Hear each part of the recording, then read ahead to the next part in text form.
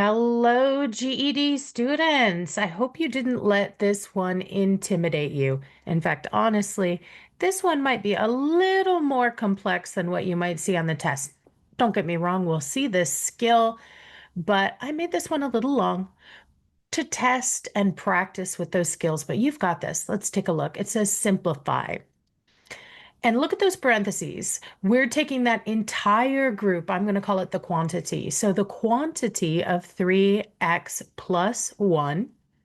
And those parentheses are shoved against another parenthesis. So we're multiplying. So times the quantity of 5x squared minus x minus 1. Why am I saying the quantity, the quantity, the quantity? Because I want to point out to you that these are groups.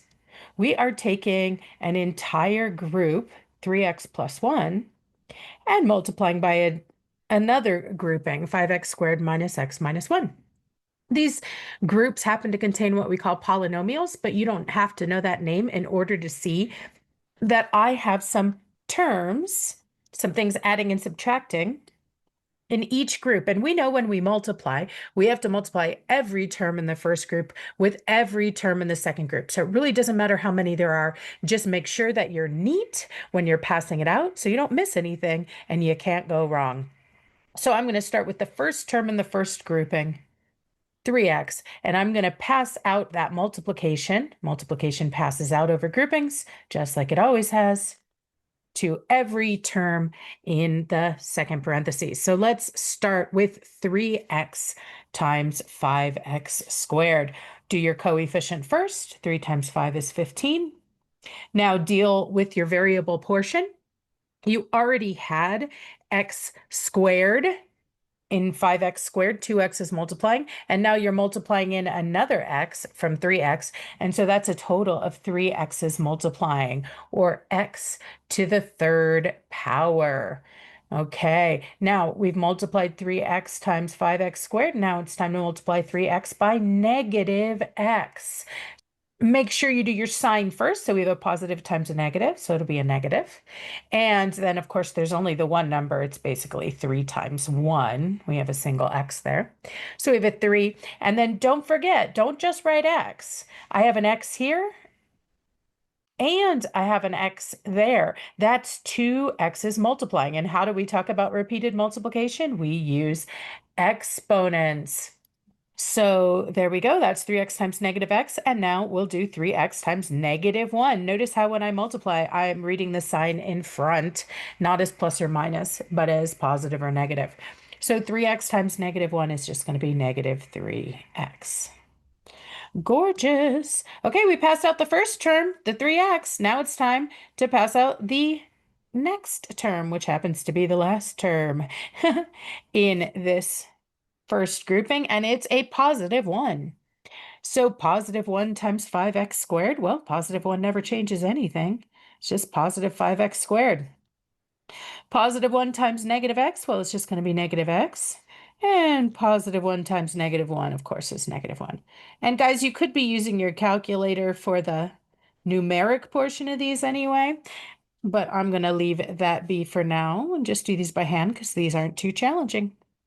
And now you can see that I did all my multiplication. It's been passed out, but final algebraic answers here are going to be as simple as possible. And we still have some addition and subtraction I see that we can do. We have some like terms that we can combine. Now, of course, there's only this single term that has an x cubed. And so there's nothing to combine with the 15x cubed. I'll just drop it down. But looking now at the next highest exponent, the squares, I have negative 3x squared, but I also have positive 5x squared. Those are like terms, they can combine.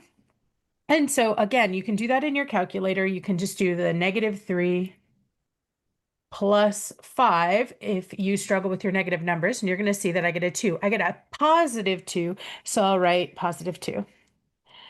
Now, your calculator will do the numbers, but it's up to you to know that when you're adding and subtracting, exponents never change because exponents represent not adding and subtracting, but repeated multiplication. So I'm just basically saying I have 2 what? Well, 2 of whatever I was adding or subtracting. I was adding and subtracting x squared, so I have 2x squareds. Great. And now I have negative 3x and another negative x. So same thing. I owe you 3x's, 1, 2, 3, and then I go and borrow another x from you. Now I owe you 4x's. And again, in your calculator, you could have done negative 3, but then you would have need to know that negative x is the same as negative 1x. So you're subtracting 1 and you would have gotten negative 4. And now finally, there's only one constant. You don't have to know that word for the GED, but I want you to know that word because it's a math term for the plain old number that has no variable. So -1. And now this is what separates the A students from the B students. My A students know when to stop and drink their tea. This is all we can do. There's no more like terms to combine. This is as simple as this is going to get. You don't have to figure out what X is. You don't have to get it down to one number. You simplified, you did all the work you could do. Time to go drink your tea. All right, guys, I hope that made sense. Super proud of you for tracking with me. Again, I expect it to be much simpler on the test. I expect if you have to multiply with polynomials, it'll be something real simple like a binomial, 2 terms, times another binomial, 2 terms, which you guys are usually pretty legit good at. But I just wanted you to see how this is the same skill. Don't get all in a tizzy when I start throwing more complex things at you. Just bust out those skills you know how to do and start plugging along. All right, super proud of you. Happy learning.